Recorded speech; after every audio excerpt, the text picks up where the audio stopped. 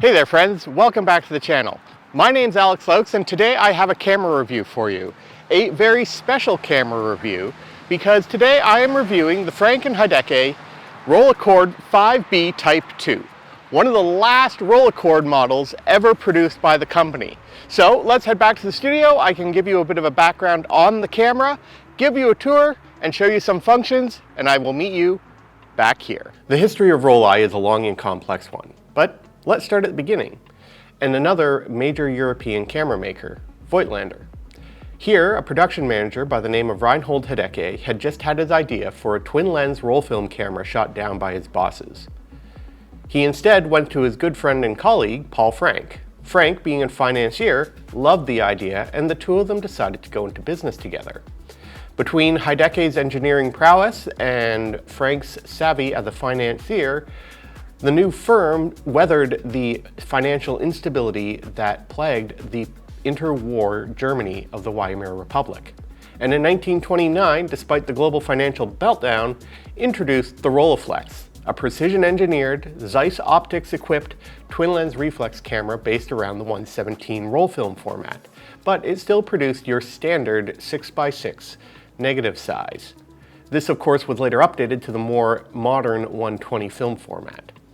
But the Rolleiflex was expensive, and in the midst of out-of-control inflation, not everyone could afford such a high-quality camera. So in 1933, they introduced the Rolleicord. The Rolleicord was a far simpler, with a lower spec than the Rolleiflex, and used a simple Zeiss Triotar 75mm f4.5 lens. But what really made the Rolleicord stand out was a beautiful Art Deco-inspired metal faceplate. Sadly, this was only on the Rolleicord 1. Like any camera that came out of Franke Heidecke, there were multiple variations on the original model, and I just won't go into them at this time because it will take forever to get through this.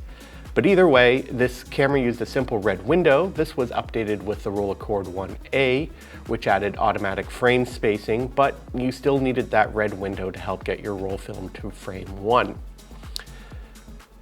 In 1936, the Rolleicord 2 arrived. The biggest change was getting that Triotar set to a standard 75mm f3.5 aperture and using the bayonet-style lens accessory mount, or a Bay 1, on this particular lens. Again, there were several subvariants of the Rolleicord 2 with moderate changes throughout that lineup. The first post-war Rolleicord was the Rolleicord 2D, and it came with two lens options, the Zeiss Triotar or the Schneider Xenar. Again, 75mm f3.5 or 4.5 in some cases. In 1950, the Rolleicord 3 hit the market with an improved lens coating and a better contour rapid shutter and a much better viewing hood.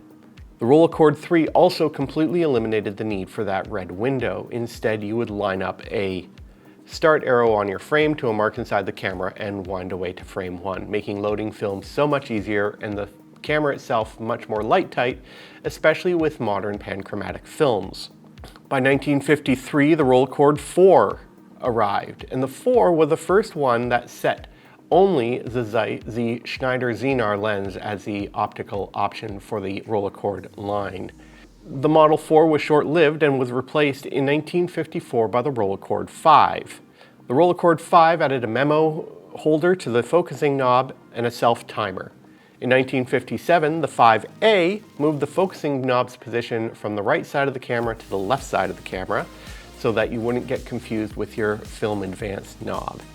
The 5B hit the market in 1962, and it added the ability to remove that viewing hood, allowing you to remove and replace the viewing screen. There were two versions of the 5B. There was the Type 1 and the Type 2, and a white-face version of the Type 2, also known as the Type 3. The entire Rolleicord line then ended in 1977. All right, let's take a closer look at this beautiful camera. And here it is. The Rolleicord 5B Type 2. One of the last model Rolleicords to ever be produced, and this thing is a beauty. There's a certain unrefined nature to this camera. It looks and feels almost unfinished. It is definitely one not aimed to be pretty, but rather takes function over form. It's a working man's TLR. It's designed for the budget spender and the budget photographer. But you know what? You can instantly tell that this is a German Rollei TLR. And right here on the front plate, you have your Bay 1, multiple your outer and your inner bayonet sockets for mounting filters or a lens hood. And you have that beautiful taking lens and a viewing lens. Also at the front, you have your exposure controls, your aperture and shutter speed, and of course the shutter release and a modern PC socket. Here on this side, you have your film advance knob and your counter. Now this you can actually swap out if you're using a different film. On the back, handy exposure guide. And on this side, you have your posts for your film spools and your focusing knob with a ASA reminder. There's absolutely no meter on this camera, and that is okay. On the bottom, you have your feet and a spot where you can put a shoe to mount it on a tripod, and of course the safety catch to open up the back. And then of course, on top, that finder. And the nice thing is this one is equipped with a Maxwell Bright finder. And that's it. It's a nice, simple camera. So let's take a look at some of the functionality of it. Okay, so like any TLR, your exposure controls are going to be located around the actual shutter, which is here behind the taking lens. Unlike the Rollleiflex, the exposure controls are not nicely mounted on dials here. They are instead controlled by these two levers. And you have your display right up here, just a little bit off from your taking lens. And you got your lever here, which controls your shutter speed that goes from 1 second to 1/500th plus bulb. And you have your aperture here on the left, f/22 to wide open at f/3.5. Now, one thing you will notice is that there's a distinct lack of a shutter release button here on the faceplate. Not entirely true, it is right here. This will act both as the cock and release. Then you have the winder here, and that simply advances to the next frame, and then you can cock and release again. Up at the top, you have your standard finder. Flip it open up here, and you got your viewing loop. That certainly helps with fine focus. And one of the best things is this has a Maxwell Bright screen. Okay, so one of the more interesting parts of this camera is the fact that you can actually remove the entire back to allow for an adapter to shoot 35mm film here inside your Rolleicord 5B. To achieve that, you simply flip up the release here, it unlocks the hinge, and then it's just a simple small post here. It's actually really difficult to get back on, so I'm not going to show you that right now. Opening the bottom, you simply flip out, and then the little release here, and then you pop it open. And that's it. It's actually a really simple camera to use. Definitely designed for people who know what they're doing with a TLR, but you know what? It's a lot of fun, and let's get some film loaded and get this out into the field, okay?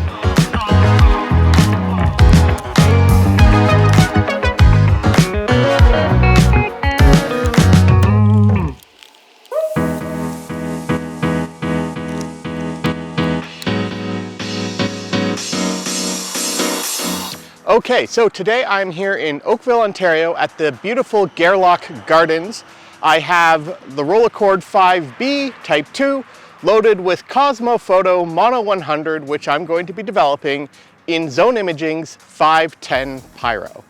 All right, let's take a walk and I can share a little bit about my experiences using the Rolleicord 5B.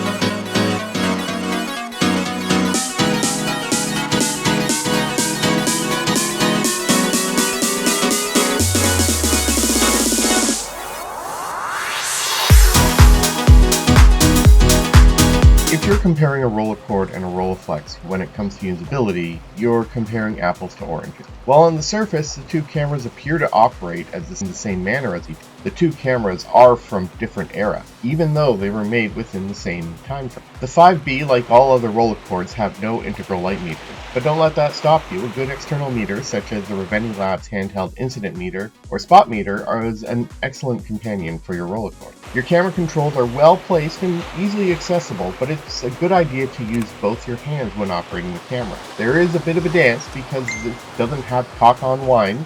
Best to meter, set your exposure, then cock the shutter and release it. I've found that cradling the camera on the base is great for stability and ease of use. I also found that with this copy, the exposure controls seem to stick together, so it's best to hold one and then adjust the other, and then just double check, make sure that everything doesn't shift. Probably the best part about this copy is the addition of a Maxwell bright screen, and it certainly compensates for only having an f3.2 viewing lens. And it works well in both bright and low light conditions. I had a lot of fun with the 5B. It's a simpler camera that only makes me appreciate the advances my Rolleiflex has even more. And it's a good option for those who want a well-made camera, but just don't have the budget for a top tier, but presents the same enjoyable experience that a TLR, especially a German TLR, can provide.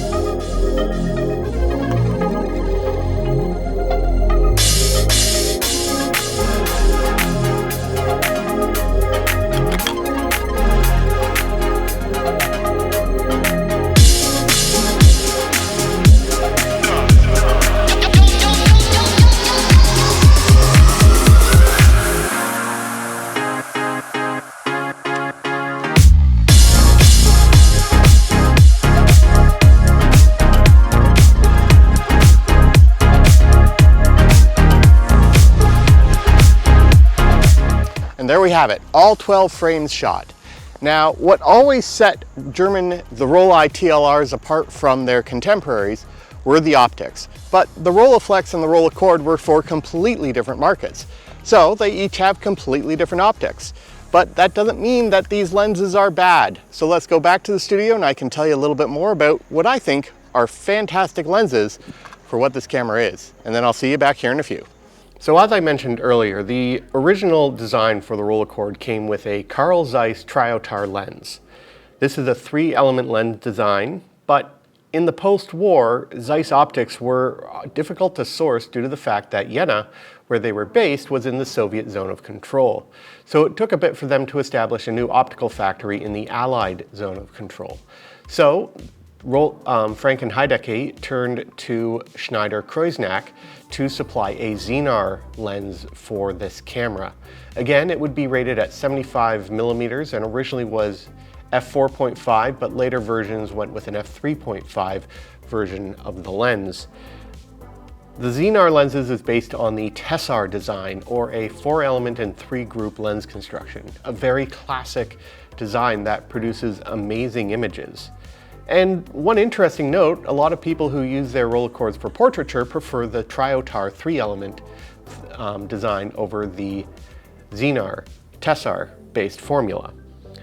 But that doesn't mean the Xenar is the bad lens. Xenars are fabulous lenses. I use one in my large format photography, and I simply love the results that I've gotten with this Xenar lens on the Rolleicord 5B. You get a lot of contrast in your film, a lot of character, and if you're shooting it between f3.5 and f4, you've got some beautiful fall off in the corners, and I'm sure with a bit of work, you might even be able to get a swirly rendering in your out of focus elements. But even without it, the out of focus rendering is gorgeous, and you can really isolate your foreground and background elements. The one thing I will recommend is getting a Bay 1 hood for the lens. It really does need it. It also helps protect that front lens element. And if you can't find or afford an original Rollei copy, there are plenty of third-party options out there. And yeah, that's it. I really love the Xenar optics. Yeah, head-to-head it probably wouldn't compete with my 2.8 f planar lens on my Rolliflex, but you know what? At quick glance, you can hardly tell the difference between the two. And there you have it. That covers the Rolleicord 5B. I've really enjoyed the time I've spent with this camera, and I'd like to thank my good friend Bill Smith for loaning this out to me. Now, if you are looking to pick one up, I do recommend going with the later model versions. That is usually the 3, 4, and 5. These were all made post-World War II. And especially the 5B is just an absolutely fantastic camera. And the best part is you can get these for under $1,000 on the used market and in full working condition. And they're easily repaired because they're all mechanical, and the Compur rapid shutters are easily serviced by any camera technician you can find. Of course, you will pay more if you're getting the white face version of the 5B, but that's a rare collector's edition camera. I would just settle for a Type 2. Now, I'm not going to be getting one of these anytime soon. I love my Rolleiflex 2.8F. It's not going to leave my side, and I don't need a second TLR. But that covers it. Until next time, get out there, stay safe, shoot what you love, with what you love, on what you love. Don't listen to the hype.